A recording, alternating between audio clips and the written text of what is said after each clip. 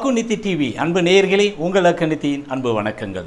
நம்ம சேனலில் இன்றைக்கி நம்ம பார்க்க இருக்கக்கூடியது இடுப்பு பகுதிகளுக்கான மிக எளிமையான மூட்டு இயக்க பயிற்சி. இன்றைக்கி இடுப்பு வலி இல்லாத ஆளே கிடையாது. யாருக்கெல்லாம் இடுப்பு இருக்கோ அவங்களுக்கெல்லாம் இடுப்பு வலி இருக்குது. அந்த அளவுக்கு இந்த இடுப்பெலும்பு தேய்மானம், அதனால் வரக்கூடிய பேக் பெயின் அப்படிங்கிறது ரொம்ப சிவியராக இருக்குது.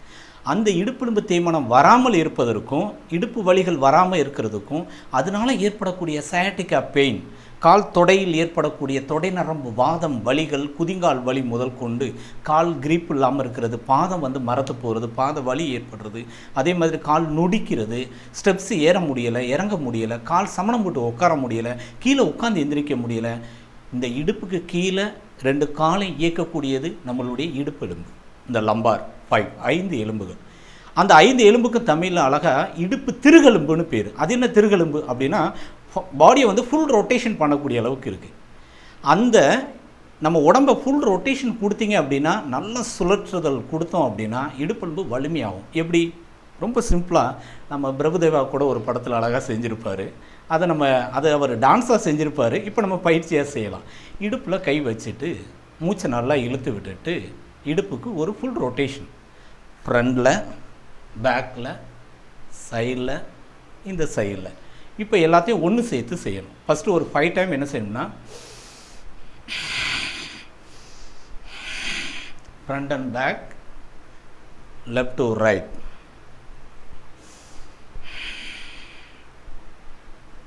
மூமெண்ட்ஸ் கொடுத்துட்டு அதுக்கடுத்து கையை ரிலாக்ஸ் பண்ணணும், காலையும் ரிலாக்ஸ் பண்ணிவிட்டு எகெயின் மீண்டும் இடுப்பில் கை வச்சுட்டு இப்போ தான் ஃபுல் ரொட்டேஷன் கொடுக்கணும். பேக்கில் போயிட்டு லெஃப்டில் ஸ்ட்ரைட்டாக, ரைட்டில், பேக்கில் ஃபுல் ரொட்டேஷன். அப்படி ஒரு clockwise. Again relax, opposite.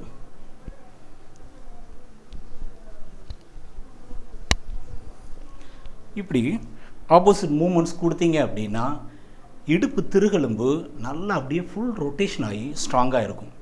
அப்படி செஞ்சவங்களுக்கு என்ன ஆகும் அப்படின்னா, உட்காரும்போது ஸ்ட்ரைட்டாக தான் உட்கார முடியுமே தவிர, நிறைய பேர் சேரில் உட்கார்றத பார்த்தோம்னா ஒன்றோட ஒன்று ஜாம் ஆகி இடுப்பெலும்பு எப்படி தேஞ்சிச்சுன்னே தெரியலைன்னா இப்படி உட்காந்தா தேஞ்சு போகாமல் என்ன செய்யும்? புரியுது இல்லையா? நிமிர்ந்து நேராக உட்காரணும். எப்போ முதுகு தண்டுவட நேராக இருக்கோ, இந்த மூலாதாரத்திலிருந்து முதுகு தண்டுவடத்தினுடைய ஸ்பைனல் ஃப்ளூயிட் பாதர சமாதி ஸ்டெப் பை ஸ்டெப்பாக மேலே ஏறி கழுத்தெலும்பை தாண்டி மூளையோடு தொடர்பு கொள்ளும். அப்படி முதுகு தண்டுவடத்தினுடைய அந்த ஸ்பைனல் ஃப்ளூயிட் மேலே வரை ஃப்ளோ ஆனால் நினைவு தடுமாற்றம் வராது, ஞாபக சக்தி குறைபாடு வராது, கழுத்தெலும்பு தேய்மானம், முதுகெலும்பு பாதிப்பு, இடுப்பெலும்பு தேய்மானம் வராது, நரம்பு தளர்ச்சி, கைகால் நடுக்கம், பார்க்கின்சோனிஸுங்கிற உதர்வாதம், நடுக்குவாதம், திமிர்வாதம் வராது.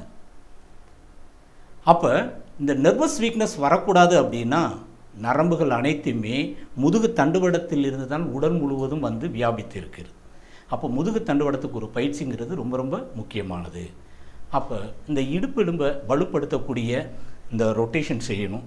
அல்லது யோகாவில் உட்கட்டாசனம் அப்படின்னு இருக்குது.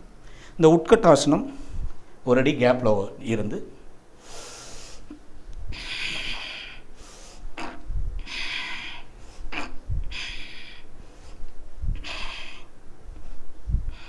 அவ்வளோதான். அப்போ இந்த எல் ஷேப்பில் நாம் அப்படி கீழே உட்காந்து, சேர் இல்லாமல் கீழே உட்காந்து எந்திரிச்சா அந்த உட்கட்டாசன பயிற்சியும் இடுப்பெலும்பு ஸ்ட்ராங்காக வலிமைப்படுத்தும். பாதத்திலேருந்து உச்சந்தலை வரை 72 நாடி நரம்புகளுக்கும் உறுதி கொடுக்கும். ஆசனங்கள்லேயே உட்கட்டாசனங்கிற ஆசனம் தான் 72 நாடி நரம்பை இயக்கக்கூடிய மிக மிக அற்புதமானது. ஓகே, ஒரு சூரிய நமஸ்காரம் 10 நிமிஷம் செய்கிறதுக்கு 5 நிமிஷம் அல்லது 2 நிமிஷம் உட்கட்டாசனம் செஞ்சால் போதும். இதை தான் நம்ம முன்னோர்கள் தமிழர்கள் அந்த காலத்தில் தோப்புக்கரணை போடுறது அப்படின்னு வச்சுருந்தாங்க. எவ்வளோ அற்புதம் பாருங்கள். ஓகே, அப்போ இந்த இடுப்பெலும்புக்கான பயிற்சி front and back, left to right, full rotation. இதை டெய்லி செஞ்சுக்கிட்டே வந்தீங்கன்னா இடுப்பெலும்பு தேய்மானம் வராது. ஓகே, அடுத்த வீடியோவில் அடி இடுப்பெலும்பு ஸ்ட்ராங்காக இருக்கிறதுக்கு என்ன செய்யணுங்கிறத பார்ப்போம். நன்றி.